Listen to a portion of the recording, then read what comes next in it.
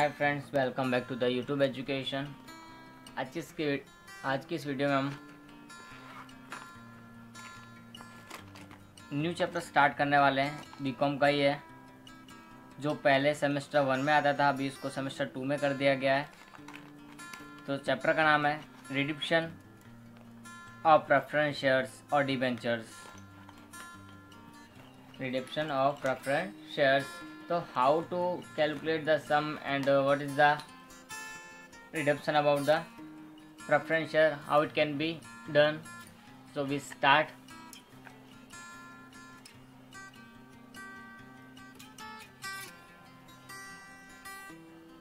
Redemption of preference shares.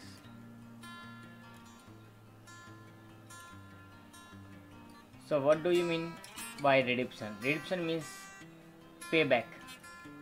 Redemption means पे back. It means हमको जो शेयर्स हमने इशू किए थे उनको वापस लौटाना। Because preference shares in India, preference share are redeemed for a certain period, 5 years, 10 years।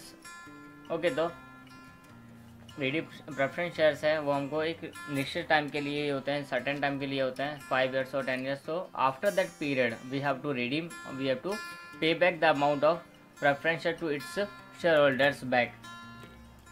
Now, according to what? Now, Companies Act.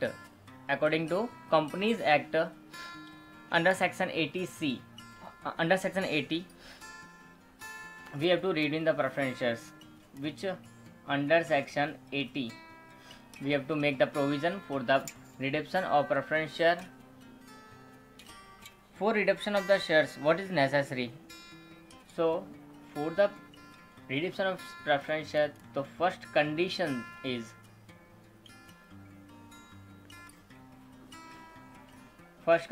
that the preference share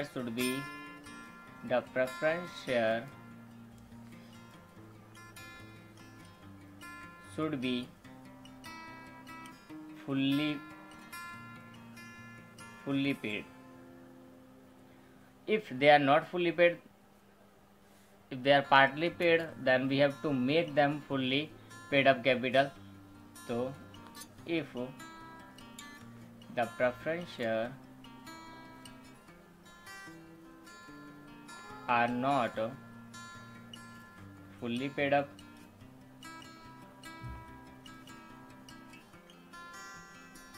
then the company have to called up the remaining amount or the part payment.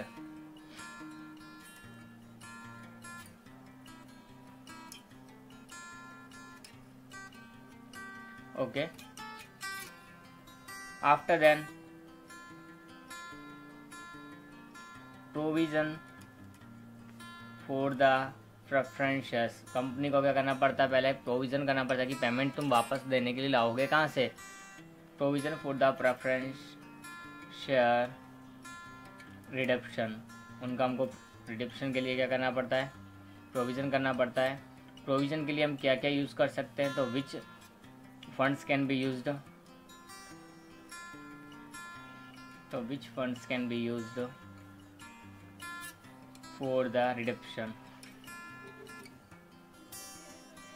For the reduction of shares. So which funds can be used here? So first of all is our general reserve. Any type of reserve, general reserve is out of them.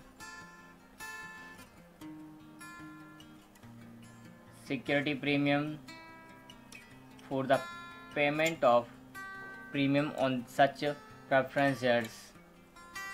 After then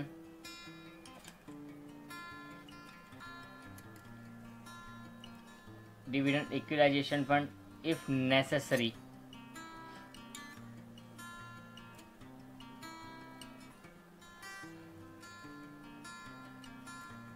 P&L account. Okay, तो ये funds हम इसके द्वारा use कर सकते हैं। और भी अगर ज़्यादा ज़रूरत पड़ रही है तो दूसरे फंड्स हमारे पास जो और होते हैं, जो हमारे जनरल रिजर्व के रूप में रखे जाते हैं, उनको भी हम यहाँ यूज़ कर सकते हैं। तो ये हमको खास ध्यान रखना है कि पहले तो हमारे शेयर्स कैसे होने चाहिए, फुल्ली पेडअप होने चाहिए। फुल्ली पेडअप नहीं है, अगर नहीं है तो फुल्ली पेडअप बनाना पड़ेगा, कॉस्ट पेडअप करनी पड़ेगी उन पर। आफ्टर देन उनके लिए हमको प्रोविज़न करना पड़ेगा। प्रोविज़न कहाँ से कर सकते हैं, यहाँ से कर सकते हैं। और उनके साथ अगर प्रीमियम से बोला है तो प्रीमियम से ही करना पड़ेगा, अगर प्रीमियम से नहीं है तो डायरेक्टली हम पे कर सकते हैं। तो ये सारे प्रोविजंस हमने देखे, ये हमारे कंपनी एक्ट अंडर सेक्शन 80 में ही होते हैं, ये ध्यान रखना हमको।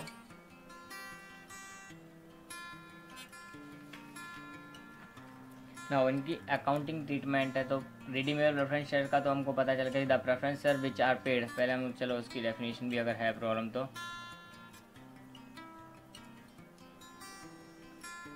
Preference share which can be और which are redeemed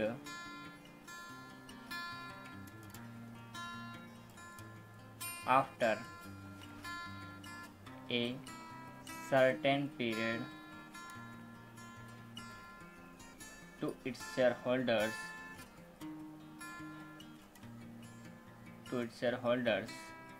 then it is called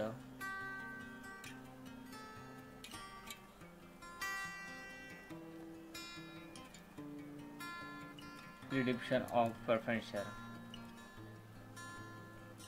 सो हमको माइंड में रखना है कि रिडीशन हम किसको बोलेंगे, जिन शेयर्स को हम सर्टेन पीरियड के बाद में वापस कर सके हो, उनके लिए कंडीशंस हमने जो मेन कंडीशंस है वही यहाँ पर लिखी है। इसके लिए और भी बहुत सारी कंडीशंस हो सकती हैं, बट ये कंडीशंस फुलफिल होने के बाद हम पेमेंट कर सकते हैं। तो ये हमको ध्यान रखना है। फिर कौन कहाँ से इसका रिजर्व कलेक्ट करना है। अब ये सब हमने देख लिया, तो अब इसका देखेंगे कि इसका कैलकुलेशन किस तरह से करना है, क्या करना पड़ता है। तो कैलकुलेशन करने से लिए हमारे पास में 3 ऑप्शन है कैलकुलेशन करने में। सबसे पहले हमको लिखना पड़ता है कुछ to solve the sum. First step 1, make calculations.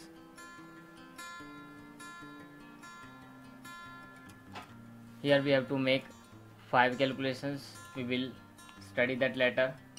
Step 2, pass the journal entries.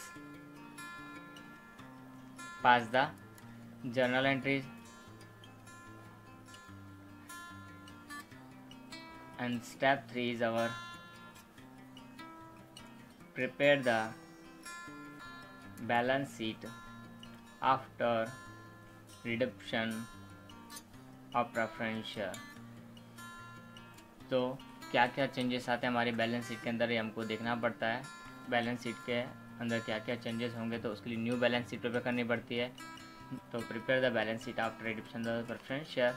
ये 3 हमारे स्टेप्स हमको फॉलो करने हैं। फर्स्ट स्टेप जो कैलकुलेशन है, उस कैलकुलेशन के अंदर हमारे पास दूसरे अदर 6 स्टेप्स हैं।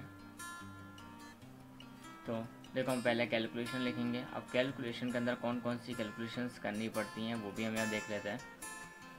तो कैलकुलेशन के अंदर स्टेप 1 हमारा होता है, if the shares are not fully paid up, it means partly paid up. First of all हमको बैलेंस शीट दी होगी, बैलेंस शीट चेकआउट करनी है कि बैलेंस शीट के अंदर हमको जो प्रेफरेंस शेयर्स हैं वो दिए हैं वो फुल्ली पेड अप है या पार्टली पेड अप है। अब पार्टली पेड अप और फुल्ली पेड अप का पता कैसे चलेगा।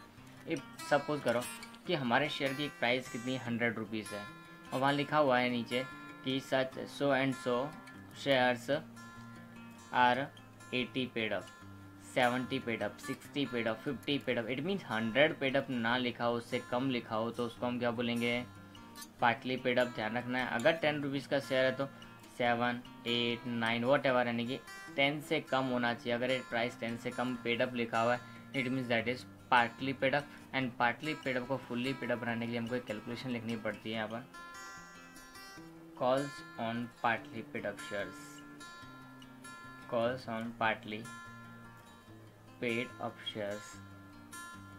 तो ये हमारी फर्स्ट कैलकुलेशन होती है। फर्स्ट कैलकुलेशन में कौन से टाइप के शेयर्स है, कितना रुपया मंगाना बाकी है वो लिखकर हम यहाँ कैलकुलेशन कर देते हैं और जो अमाउंट आगे वो लिखेंगे। नाउ हमारा आता है स्टेप 2। स्टेप 2 में आता हमारा रिडीम्ड अमाउंट की हमको टोटल पैसे लौटाने कितने हैं उसको, ये तो चेक करना पड़ेगा ना कितने टाइप के शेयर्स हैं। तो हमको पहले चेक करना पड़ेगा कि जो भी परसेंटेज नाम दिए होते हैं, परसेंटेज का मतलब यहाँ पर रिडीमेबल प्रेफरेंस शेयर 1 टाइप के तो 1 टाइप के, 2 टाइप के 2 टाइप के, सिक्योरिटी प्रीमियम कितना चार्ज करना है 5%, 10%, 8%, 15%। तो जो भी हमारा चार्ज होगा वो भी हमको यहाँ लिखना पड़ेगा। दोनों की अमाउंट टोटल होगी वो यहाँ आएगी हमारे पास, और वो हमारे पास रिडीम्ड अमाउंट मिलेगी। हमको इतना पैसा लौटाना है। अब प्रोविज़न करना पड़ता है कि ये पैसा आएगा कहाँ से। स्टेप 3 हमारा क्या होता है इसका, तो हमारा स्टेप 3 यहाँ पर हो सकता है कि न्यू शेयर इशूड। अब न्यू शेयर इशू करते हैं तो वो कौन कौन से करने हैं या नहीं करने हैं, ये स्टेप और इसके बाद वाला स्टेप दोनों एक दूसरे को कभी कभी इंटरचेंज कर सकते हैं। तो न्यू शेयर इशूड के लिए हमको पहले क्या बनाना पड़ेगा, कैश और बैंक अकाउंट बनाना पड़ता है। उसमें कितनी कैश आ रही है, कितनी कैश जा रही है, उसकी सारी डिटेल होती है, और वो डिटेल के बेस पर हम आगे की कैलकुलेशंस करते हैं। तो पहले कैश और एक बैंक अकाउंट का फॉर्मेट यहाँ पे थोड़ा ड्रॉ करते हैं। तो ये मैंने कैश और बैंक अकाउंट का एक फॉर्मेट टाइप में ड्रॉ कर दिया है। हमको जो भी शेयर्स होंगे, प्रेफरेंस हो सकते हैं, इक्विटी शेयर हो सकते हैं, न्यू प्रेफरेंस शेयर होंगे या तो इक्विटी शेयर होंगे। अब वो हमको डिस्काउंट से भी इशू कर सकते हैं या फिर प्रीमियम से इशू करें तो प्रीमियम भी वहाँ हो सकता है। सो ये हमको शेयर्स का बात ध्यान रखना है, और शेयर्स देने के बाद यह अमाउंट आएगी हमारे पास। अब यहाँ पर हमारे पास क्या है, टू बैलेंस प्रोडाउन, हमारे पास ओल्ड बैलेंस शीट में जो बैलेंस दिया होगा हमको यहाँ लिखना पड़ता है। जो न्यू बैलेंस आएगा वो हमको यहाँ लिखना पड़ता है बाय बैलेंस कैरी डाउन। ये हमको फाइंड आउट करना था। ये तो ये दिया होता है, ये भी हमको, और ये भी पता होता है हमको बैलेंस शीट से। अब आई बात हमारी आगे की, आगे क्या हुआ, तो यहाँ पर हमारे पास में हमने कॉल्स मंगाई होगी तो पैसे आएंगे हमारे पास calls on partly paid up share. अगर तुम्हारे पास कहीं से भी पैसा आ रहा है, पैसा आने का एक ही सोर्स है ऐसे टाइम पर, तो calls on partly paid up shares है वो हमको यहाँ लिखना है। ये आ गया, ये आ गया। इधर हमको पेमेंट कितना करना है टोटल, हमको ये रिडीम्ड अमाउंट यानी कि वापस करने जितनी रकम, परत करवा पत्र रकम, इसको हम बोल सकते हैं। तो ये हमको लिखनी पड़ेगी यहाँ बाय रिडीम्ड अमाउंट। तो ये रिडीम्ड अमाउंट को हम यहाँ लिखेंगे, वो पूरी यहाँ के आएगी। इसके सिवा भी कहीं और से पैसा आया हो तो हम यहाँ लिखेंगे, जैसे इन्वेस्टमेंट सोल्ड की हो सकता है, कोई असेट्स सोल्ड की होती है तो पैसा हमारे पास यहाँ आ सकता है, तो वो यहाँ लिख देंगे। और आफ्टर देन हमारे पास जो बैलेंस बचेगा, इसका टोटल करने के बाद बैलेंस इसी साइड बचेगा, अगर बचेगा तो यहाँ पे हम लिखेंगे टू न्यू शेयर इशूड। अब न्यू शेयर इशूड करने के बाद उसको किस तरह से करना है, प्रीमियम बोला तो प्रीमियम में कन्वर्ट करना है, डिस्काउंट बोला तो डिस्काउंट में। एक्चुअली डिस्काउंट से जो इक्विटी शेयर से इशू करना है वो बंद हो गया, तो लगभग प्रीमियम से ही होंगे वो भी, तो ये हमको देना है। या फिर एड पर, इसके तीनों चीज़ों के बारे में हम अभी आगे पढ़ लेंगे। अब आता है हमारा स्टेप 4। तो स्टेप 4 में क्या होता है, स्टेप 4 होगा हमारा transfer to CRR, transfer to CRR capital reduction reserve. यहाँ CRR का फुल फॉर्म क्या है, कैपिटल रिडक्शन रिजर्व, मूडी परत अनामत। यानी कि जो हमको कैपिटल रिडम करनी है उसके लिए पैसा कहाँ से आएगा, क्या आएगा, तो उसके लिए ट्रांसफ़र कहाँ से करना है, तो उसके लिए हम सोर्सेस मैंने बताया था, जैसे कि जनरल रिजर्व एक हो सकती है, P&L अकाउंट सेकंड हो सकती है, और उसके बाद में हमारे पास में अदर सोर्सेज। पर P&L अकाउंट ध्यान रखना है हमारे पास में सिर्फ क्रेडिट बैलेंस यूज़ करना, डेबिट बैलेंस अगर P&L अकाउंट दिया तो वो हमको यूज़ करना नहीं होगा, क्योंकि वो लॉस होता है और लॉस को यहाँ कोई काम नहीं रहेगा। तो ट्रांसफ़र टू CRR हमको ध्यान रखना है। इसके बाद में हमारा 5 और 6 दो स्टेप्स और बाकी हैं, उन 2 स्टेप्स के अंदर क्या होगा वो भी हम देख लेते हैं। तो स्टेप 5 हमको क्या बता रहा है, तो स्टेप 5 के हम देखते हैं। स्टेप 5 में हमको दिया होगा क्या, provision for premium on redemption,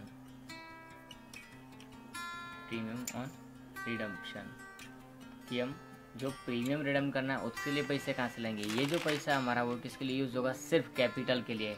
लिखा हुआ कैपिटल रिडक्शन रिजर्व, यानी कि हमारे शेयर्स हैं यहाँ 10 लाख के और यहाँ 1 लाख उनके ऊपर प्रीमियम है, तो 10 लाख रिजर्व करने के लिए हमको ये कैपिटल यूज़ कर सकते हैं, ये कैपिटल यूज़ कर सकते हैं। बट प्रीमियम के लिए या तो ये होगा या फिर हमारे पास यहाँ जो नाम लिख रहे हैं वो हो सकते हैं, या तो हम यहाँ यूज़ करें। सबसे पहले हमको सिक्योरिटी प्रीमियम ओल्ड यूज़, हाँ अगर हमारे पास ये ओल्ड पड़ा है तो पहले उसको यूज़ करना है।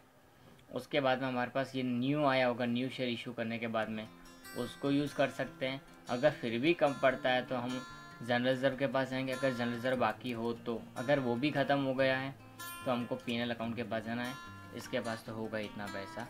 अदरवाइज़ अगर ये भी ना हो तो फिर दूसरे हमको अदर रिजर्व पर भी जा सकते हैं।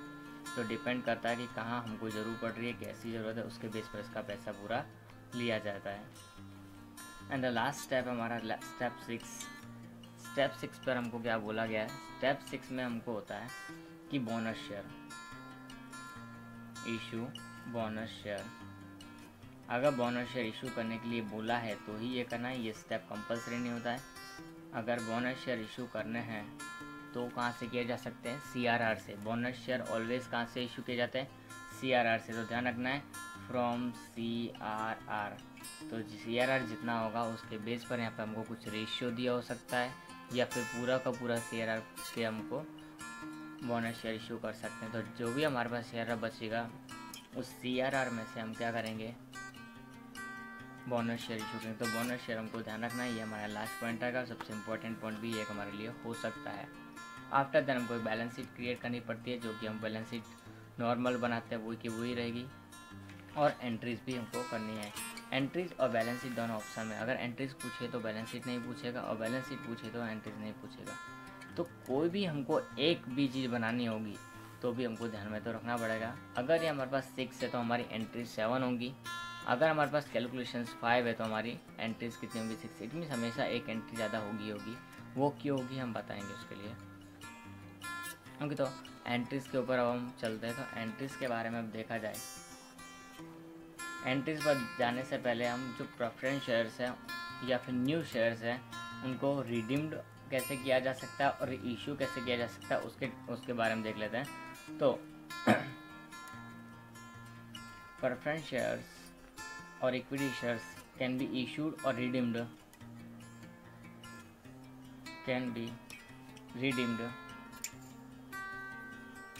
एट पार, यानी कि मूल कीमत,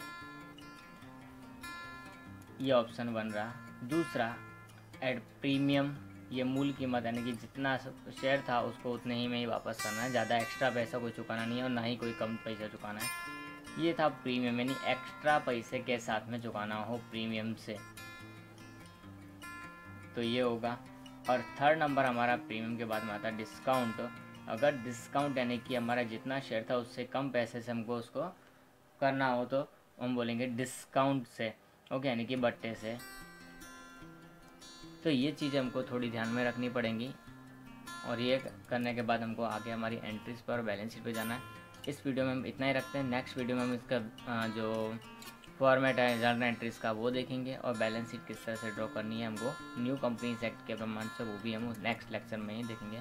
तो ये हमको ध्यान रखना कि कौन सी चीज़ें क्या हैं, रूल्स क्या हैं इसके, और रूल्स करने के बाद में इसके जो मेन कैलकुलेशंस की जो 6 स्टेप्स हैं वो खास ध्यान रखना है। देखो स्टेप में वापस रिपीट कर देता हूँ। Step 1 is here calls on partly paid up shares, और सेकंड की बात करें तो रिडीम्ड अमाउंट यानी कि टोटल कितना रिडीम करना है वो देखना है। थर्ड है न्यू शेयर इशू अगर हो रहे हैं तो कभी ये हो सकता है, कभी ये हमारे यहाँ पर कब आएगा, जब सम के अंदर क्या दिया हो, बैंक बैलेंस दिया हो, तब ये होता है। बाकी ये हमारा ऊपर आएगा, ये नीचे आएगा। फिर ट्रांसफ़र टू CRR आएगा, कितना ट्रांसफ़र करना है कितना नहीं। आफ्टर देन हमारे पास प्रोविज़न फॉर प्रीमियम रिडक्शन होगा, कितना प्रीमियम के लिए पैसा लाना है, कहाँ से लाना है वो। Issue of bonus shares, last में बोनस शेयर हमको इशू करना है तो वो कहाँ से कर सकते हैं, तो CRR से कर सकते हैं। अगर बोला हो तो ही करना है, मोस्ट ऑफ द सम्स में बोला ही होता है और करना ही पड़ता है हमको। तो ये हमारे स्टेप्स है, you have to keep in mind this all the steps. Now we will go for the next.